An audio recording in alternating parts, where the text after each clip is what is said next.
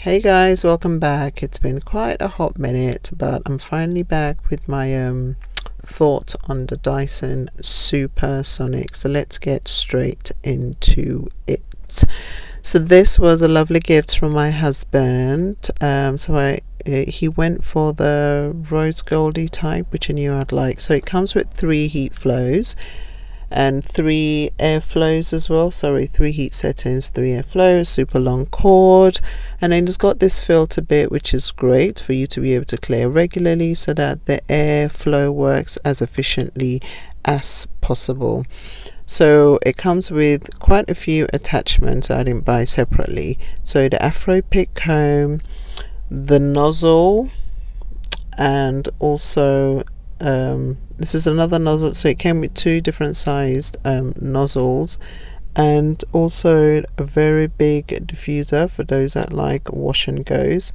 And it also came with this super smaller nozzle type thing for people with sensitive scalps, and also the flyaway smoother thingy. They're all also attached to the blow dry through a magnetic feature, which is really fab. Then you avoid the whole, when you're blow drying, compared to other traditional blow dries where the comb or the attachment keep popping off. I did not get that at all with this, and it's so easy to attach and remove. Now let's put it to the test. I'm starting on freshly washed hair, deep condition protein treatment, and as you can see, I've already done about 3/4 of her hair. So I always apply heat protectants. Our favorite one currently right now is the Chi from the Chi Iron Guard, which has been amazing. It's a spray, it's like a mist spray, and a little goes a long way. So I made sure to spray every section of the hair I'm about to blow dry, and as you saw previously, I'd already detangled each section. It's very important you detangle each section. Apply your heat protectant and then go in with the blow dryer. I initially tried to use the comb attachment with one of the other sections, but I noticed as I got like halfway through that section, the comb will suddenly snag and just not move.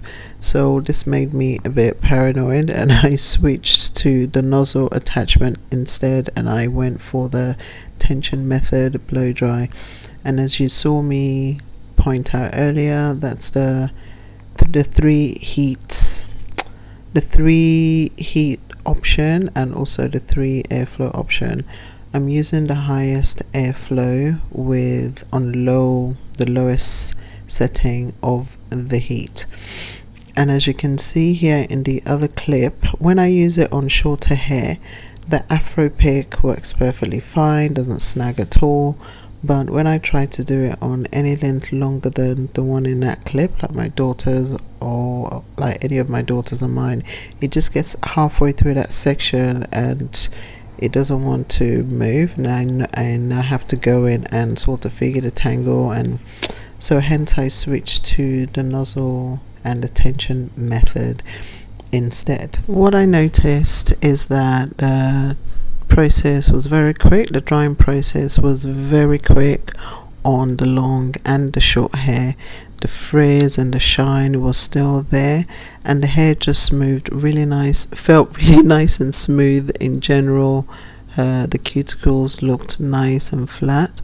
Usually with other dries I would have used in the past, the hair would be nicely blow dried, but then just didn't have that nice natural movement to it. And when I try to run my hands through it, there will still be like a slight roughness to the cuticles. I suppose what helps this also is a really good deep conditioner. So yeah, so far the Dyson gets a thumbs up from us, and it really does give what it's supposed to be given. So after the blow dry, I use this opportunity to give my daughter a trim. If you keep watching the video right to the end, a few of you sent in some questions which I answer, so try and keep watching the rest of the video to hear my responses to some of those questions from about Dyson, you know, with you guys trying to decide whether it's worth purchasing or not. As you can see from the clip on the left hand side, the blow dry was really nice, effortless, and you can still see the nice shine in the hair. And it really made installing mini twist really easy. Something else I also noticed was that I was able to use the wide tooth comb and comb through each of the sections before doing the mini twist. And as you can see here, this was a twist out from me using the Dyson blow dryer. My twist out was really nice and bouncy, and the movement was really good. This was 2 weeks post the blowout, and my twist outs were still looking stunning. So choosing a blow dryer can be quite tricky. I've made some notes here, otherwise I will forget some of the stuff that I want to talk about. So let me just, so some of you asked that why Dyson and not the Revere. Well, Revere would have been my very first choice, but when Revere was initially released, I was still sort of trying to follow the reviews just to read up a bit more about its technology, and obviously the price points kind of threw me a bit. But by the time I made up my mind that yes, I want to get the Revere, then they'd created another model, and even the old model wasn't available to UK, something to do with the electrical adapters or whatever, and now it's still not available to the UK. It's only available to those within the US and Canada. So but I have reached out to them on a few occasions, because once it becomes available for UK use, I will certainly be purchasing it. So someone else said, I noticed in a video, one of the video demos for my daughter before installing mini twist, she said, I noticed in a video you're not using the comb head. Any reason why? I do use the comb head, but I guess it's just my fear of, you know, likelihood of it taking out, ripping out hair. But I've noticed when I use it on shorter hair lengths, it's a breeze, but then when it's longer hair lengths like my daughter's, who's way past the waist length, or mine, it sometimes gets stuck when I'm halfway through, and I feel that tension and the tugging is not really great. So I then stop and try and use my fingers to separate, and I then revert back to the tension method. That doesn't mean to say that the comb attachment is bad, it's just that sometimes I'm a bit about it and I just put it to one side. Now, someone else asked, what's the biggest difference you notice from your previous blow dryer? This is a good one. What I've noticed is that it doesn't get crazy hot. I can control the heat. Just seems better distributed, so it doesn't get super hot after a prolonged use of time. Not that we're using it for a prolonged period. I guess this is part of the technology that makes Dyson special, the way they've made it so that the airflow is constantly regulated as you're blow drying, so that when it's something about the air, and when it gets too hot, it filters it so that it stays at a constant temperature and doesn't get too hot like some other blow dryers can. So that's why I like it. The airflow and the temperature of the airflow is consistent. You know, with some blow dryers, even if you reduce it to the lowest heat, after a while it feels like it's getting super hot again. This doesn't happen with the Dyson, and the air just feels softer and cleaner. I don't know if that makes sense. Hopefully that answers your question. Another person asked, what airflow and heat setting do you use? I tend to use for both the airflow and the heat settings, there's 3 options, but a lot of the times I work with the highest airflow and the lowest to the medium setting. There's no need for me to go super high on the heat setting, because then there's more potential for heat damage. But I think the main thing for that is just make sure you're always using a good quality heat protectant, and don't blow dry every single wash day. For me, I don't blow dry every single wash day, but I do know with how long the girls and my hair has gotten, I am having to reach out a bit more for the blow dry, because obviously the better you keep the hair stretched in between wash days, the less tangly it gets. And it's just been working well for my oldest daughter especially. And because as they're getting older, they want more styles, like, you know, a bit of cornrows and a mini twist. So I find when I do a light blow dry, it just minimizes tangles, and it's easier for me to gently manipulate the hair as well for the style that they want. Hopefully that answers your question. And another person asks, I'm worried about heat damage. What are the heat settings? Do you blow dry every time you wash your hair? As I mentioned before, just make sure you have a good heat protectant. I never go to the highest heat. I tend to stay on the lowest setting or the medium setting. And no, I don't blow dry every wash day, so that's just something to bear in mind. This will vary for everyone. Just bear in mind the density of your hair. So if you have quite low density, then it wouldn't be smart to blow dry every wash day. Yeah. And also there are alternative ways of also stretching your hair if you don't want to use the blow dryer, or you're too overly anxious and worried about heat damage. But honestly, if you use it with some intelligence, like applying a good heat protectant, don't blow dry all the time, and then if you have lower density, perhaps go with the tension method, deep condition your hair regularly, combine protein treatments. There really is nothing to be scared about. And the person asks, would you say it's worth the price?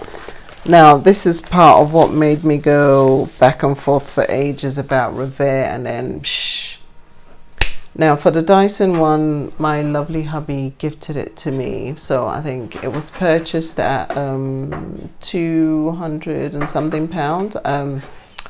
He got a discount, a £50 discount. I can't remember what website it is, but it was a Dyson website. So a key thing to make sure you always get it from a legit Dyson website, or go into John Lewis and get it from their website. It is quite pricey. It is quite pricey, but I would buy it over again. So, but there are other brands out there that perform sort of a similar function, maybe not as great as Dyson if you don't want to spend as much as that. Parlux is another one. I'll link it below, or I'll send you the message directly. I've got names of those that asked the question, so if there's anything specific to you and a question you ask, I'll forward the link over to you. I would say it's definitely worth to spend, because there's 4 of us in the house. Sorry, my daughter's in the background playing. Can you reduce the... She's in the background playing, so yeah. It is quite pricey, but for me, it was a gift. Even if hubby hadn't gifted it to me, I intended on buying it. So if you know you're going to be using it quite often, I'm not saying every wash day, but that it's not just going to sit in your wardrobe, then definitely go for it. If you want something that's technologically savvy and advanced, get it. If you want to minimize the ache you get from holding traditional blow dryers, get it. If you want nice, clean, soft hair blow dry in your ear, get it. We all know what Dyson is famous for, that expertly crafted, you know, even with their vacuum cleaner. So I would say it is pricey. It's very pricey, but it's still worth it for me personally. And I always say, once Revere eventually decides we're worthy, the UK is worthy enough of its product, I will still purchase that too. So yeah, I hope you guys found this review useful. If you want a bit more information on things to look out for when you're choosing your blow dryer, I can do that on a separate video. I didn't want to make this too long, just wanted to get straight to the point about Dyson. But I will say a few bits about things to look out for when choosing your blow dryer. Some of the things to look out for is the wattage. This is how powerful and hot it can get. Buttons to control the airflow separately and the heat, these two separately. More control and avoiding heat. So when you have these two buttons separately, it just gives you better control and you're able to avoid heat damage. So I'll say for natural hair, the max wattage you want to look out for is between 1800 and 2000. Anything higher than that might be a bit too much for afro hair. Now you want to also ensure that the blow dryer has a cool blast feature, which the Dyson does. But my pet peeve about that is that when you're using the cool blast, you have to keep your hand on it, whilst in past other blow dryers that I've tried, you just press the button and the cool shot stays on until you press it again, it goes off. So other things to look out for when choosing your blow dryers are attachments, which as you saw, the Dyson came with quite a variety. I didn't have to buy it separately. I did notice from some other people's reviews, they had to buy the attachments separately, which can be quite costly. So for it to be more cost effective, try and use for a package that comes with all those attachments with it. So what else? The main attachments to look out for is the nozzle, which gives you more control over heat exposure to your strand. Keeps your hair protected from the hot wire coils, which are essentially a furnace within a blow dryer. But as you can see from the way Dyson is made, you cannot see any of those wires. It's hidden away. Okay, so that's another pro from Dyson. Yeah, I think that's it. I've covered everything. I hope I answered on all your questions where Dyson is concerned, and you've enjoyed some of the clips that I've popped in between just for you to see how I use it. So yeah, if you have any more questions regarding the Dyson, please feel free to put them in a comment section below. So yeah, and thank you guys again for being patient with me with this video. I hope you did find it useful, but if you have any other questions and you want to ask about the Dyson blower and just the Dyson blow dryer, or just generally trying to pick your blow dryer in general, drop them in a comment section below. Thanks again for watching. On the next video, I'll see you soon.